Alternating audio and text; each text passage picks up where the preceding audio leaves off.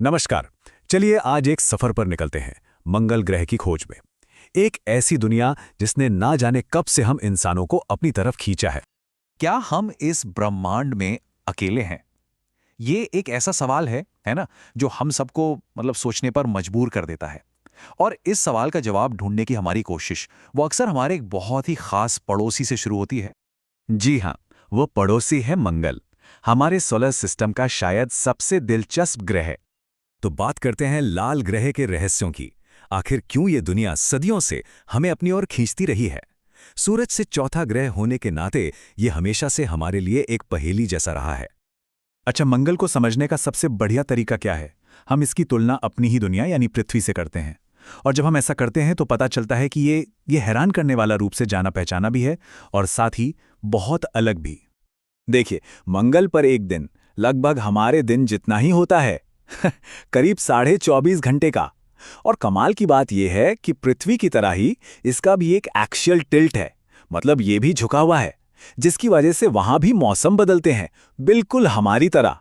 यही बातें तो इसे इतना फैसिनेटिंग बनाती हैं। लेकिन मंगल पृथ्वी से काफी छोटा है। इसका डायामीटर लगभग आधा है और वजन तो सिर्फ 11%, और ग्रेविटी वो भी बस 38% है। मतलब अगर कोई वहां छलांग लगाए तो वो पृथ्वी के मुकाबले लगभग 3 गुना ऊंचा उछल सकता है। सोचिए जरा। और यही अंतर मंगल को एक अनोखी चुनौती भी बनाते हैं। चलिए अब जरा मंगल की जमीन पर उतरते हैं। ये एक ऐसी जमीन है जहां हमारे पूरे सोलर सिस्टम के कुछ सबसे बड़े सुपरलेटिव्स मौजूद हैं। 27 किलोमीटर, जी 27 किलोमीटर, ये ऊंचाई है ओलंपस मॉन्स की, जो सिर्फ मंगल का नहीं बल्कि पूरे सोलर सिस्टम का सबसे ऊंचा ज्वालामुखी और पहाड़ है। इसको ऐसे समझिए, माउंट एवरेस्ट की ऊंचाई पता है, उससे भी 3 गुना ज्यादा ऊंचा। सोचकर ही हैरानी होती है ना? ओलंपस मॉन्स दिखाता है कि मंगल की जियोलॉजिकल ताकत कितनी जबरदस्त रही होगी। उससे पहाड़ी नहीं, वहां है वैलिस मैरिनेरिस।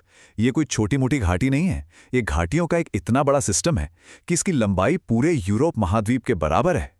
इसके सामने तो हमारा ग्रैंड कैनियन भी एक छोटी सी खाई जैसा लगता है। लेकिन इन बड़े बड़े पहाड़ों और घाटियों से भी ज्यादा दिलचस्प सवाल है पानी का, क्योंकि जब हम जीवन की खोज करते हैं तो सबसे जरूरी सुराग पानी ही होता है। देखिए, सबूत हमें एक कहानी सुनाते हैं। कहानी ये कि अरबों साल पहले मंगल पर नदियां बहती थीं, झीलें थीं और शायद बड़े बड़े महासागर भी थे। वो एक गीला गर्म ग्रह था, लेकिन फिर कुछ बदला। धीरे धीरे ये ग्रह ठंडा और सूखा होता गया और सारा पानी सतह से जैसे गायब ही हो गया। तो सवाल यह है कि अगर मंगल कभी गीला था तो आखिर वो सारा का सारा पानी गया कहाँ? ये एक बहुत बड़ा रहस्य है और हमारे आज के मिशन इसी पहेली को सुलझाने में लगे हैं। और इसका जवाब बड़ा दिलचस्प है। ज्यादातर पानी कहीं गया नहीं है, वो अब भी वहीं है, बस जमा हुआ है बर्फ की शक्ल में। ये पानी मंगल के पोल्स पर यानी ध्रुवों पर जमी बर्फ की चोटियों में है और जमीन के नीचे भी बर्फ की मोटी परतों में फंसा हुआ है। पर सवाल यह है कि पानी लिक्विड यानी तरल क्यों नहीं रह सकता? वजह है मंगल का वायुमंडल। ये बहुत बहुत ज्यादा पतला है और इसमें 95% से ज्यादा तो सिर्फ कार्बन डाइऑक्साइड है। एटमॉस्फेरिक प्रेशर इतना कम है कि अगर सतह पर एक ग्लास पानी रखा जाए तो वो तुरंत उबल जाएगा और भाप बनकर उड़ जाएगा, चाहे कितनी भी ठंड क्यों ना हो। तो इन रहस्यों से पर्दा कौन उठा रहा है? हमारे रोबोटिक जासूस, जो जमीन पर हमारे लिए काम कर रहे हैं। चलिए बात करते हैं स्पेस मिशंस की। ये सफर 1965 में मैरिनर 4 से शुरू हुआ था, जिसने हमें पहली बार मंगल की एक धुंधली सी तस्वीर दिखाई। फिर 1976 में वाइकिंग लैंडर्स आए, जिन्होंने पहली बार जीवन के निशान ढूंढने की कोशिश की। और फिर 2004 में आए स्पिरिट और अपॉर्चुनिटी। इन रोवर्स ने पक्के तौर पर साबित कर दिया कि हाँ, मंगल पर पहले तरल पानी था।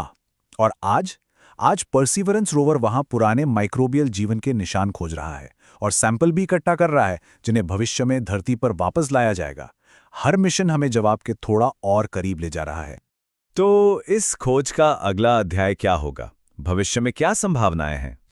हमारे सोलर सिस्टम में मंगल ही वो दुनिया है जिसने हमें हमेशा से पृथ्वी से परे एक भविष्य की कल्पना करने के लिए प्रेरित किया है। ये सिर्फ एक ग्रह नहीं, एक सपना भी है। तो अब तक के सबूत क्या कहते हैं? वो ये बताते हैं कि एक जमाने में मंगल रहने लायक था, वहां जीवन पनप सकता था, पर क्या वहां कभी जीवन पनपा? ये अब तक का सबसे बड़ा अनसुलझा सवाल है। तो आखिर में सवाल यही बचता है कि मंगल क्या है? क्या ये हमारे अपने अतीत का आईना है, एक ऐसी दुनिया जो कभी पृथ्वी जैसी थी, या फिर ये हमारे भविष्य का ठिकाना है, हमारी अगली मंजिल?